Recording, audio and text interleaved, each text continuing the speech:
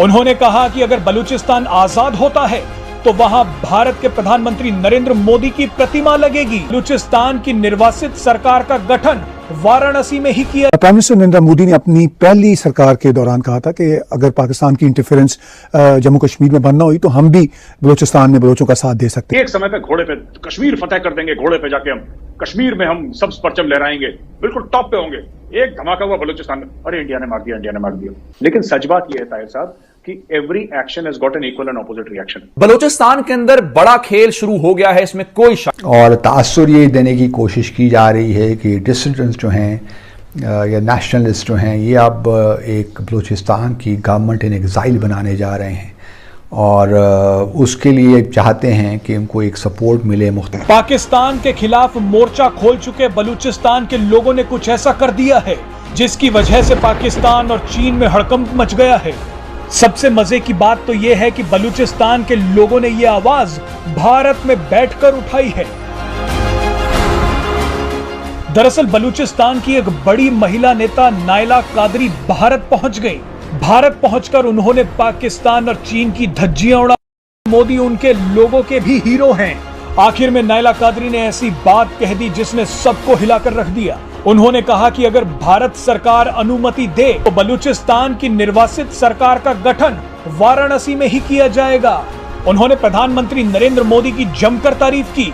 उन्होंने कहा कि अगर बलूचिस्तान आजाद होता है तो वहां भारत के प्रधानमंत्री नरेंद्र मोदी की प्रतिमा लगेगी। प्राइम मिनिस्टर नरेंद्र मोदी ने अपनी पहली सरकार के दौरान कहा था कि अगर पाकिस्तान की इंटरफेरेंस जम्मू कश्मीर में बनना हुई तो हम भी बलूचिस्तान में बलोचों का साथ दे सकते हैं। उसके बाद एक ऐसा परसेप्शन बना पाकिस्तान में कि बलूचिस्तान में जो कुछ भी होता है जो स्टेट के खिलाफ हो तो पाकिस्तान की आम जनता भी यही समझती है कि ये सब भारत का किया। चलिए मैं कह रहा हूं कि इंडिया ने मान के चलिए सपोर्ट कर दिया बलूचिस्तान में, ठीक है, मानिए कि सपोर्ट कर दिया, झूठा ही सही मान लीजिए, सपोर्ट कर दिया इंडिया ने।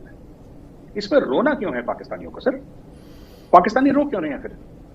ठीक है, आप एक बात बताइए, कश्मीर बनेगा पाकिस्तान, कश्मीरियों से नाता क्या, ला इलाहा इल्लल्लाह। एक समय पे घोड़े पे कश्मीर फतेह कर देंगे, घोड़े पे जाके हम कश्मीर में हम सब परचम लहराएंगे, बिल्कुल टॉप पे होंगे। एक धमाका हुआ बलूचिस्तान में, अरे इंडिया ने मार दिया, इंडिया ने मार दिया।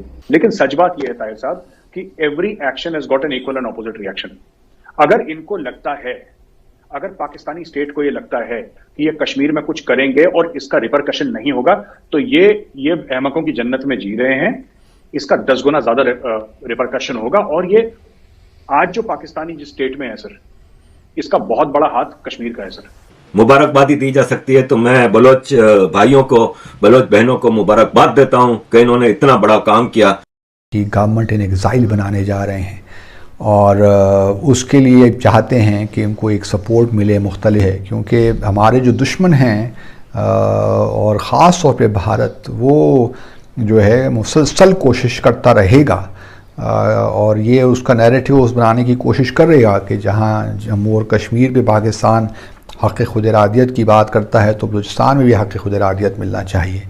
हालांकि दोनों का कोई तकाबुल नहीं है, एप्पल्स एंड ऑरेंजेस को मिक्स करने की कोशिश करता है, लेकिन ये भारत की एक डिप्लोमेटिक स्ट्रेटजी है to put us on the defensive. और चूँकि वो वहाँ पे रिसोर्स का बहुत इस्तेमाल कर रहा है, बहुत अपने उसने एसेट बनाए हैं। ये एक सिलसिला भारत में अगर आप देखिए तो बन गया है कि जब भी हम कश्मीर की बात करते हैं तो बलूचिस्तान का मामला उठा देते हैं, एज इफ़ के बलूचिस्तान और मकबूजा जम्मू और कश्मीर या जम्मू और कश्मीर का मामला एक ही है और हम थोड़ा सा डिफेंसिव भी। पाकिस्तान में गृह युद्ध चल रहा है, आजादी के लिए संघर्ष जारी है। उन्होंने कहा कि बलूचिस्तान में छोटी लड़कियां और लड़के संघर्ष कर रहे हैं, वो यहीं नहीं रुकी। इसके बाद तो उन्होंने जो कहा वो आपको हैरान कर देगा। नायला कादरी ने कहा कि मैं भारत से पाकिस्तान नामक आतंकवाद के केंद्र को समाप्त करने के लिए बलूचिस्तान के साथ हाथ मिलाने का आग्रह करती हूँ। नायला कादरी ने चीन पाकिस्तान इकोनॉमिक कॉरिडोर यानी सीपेक के बारे में भी कई खुलासे किए। उन्होंने कहा कि ये कॉरिडोर बलूचिस्तान के लोगों के लिए मौत के फरमान जैसा है। नायला कादरी ने कहा कि सीपेक कोई इकोनॉमिक प्रोजेक्ट नहीं बल्कि एक सैन्य प्रोजेक्ट है। किसी भी देश को यह अधिकार नहीं है कि वो बलोच के बंदरगाहों को बेच दे। वो हमें चीनी और पाकिस्तानी बस्तियों के निर्माण के लिए पुश्तैनी जमीन से विस्थापित कर रहे हैं।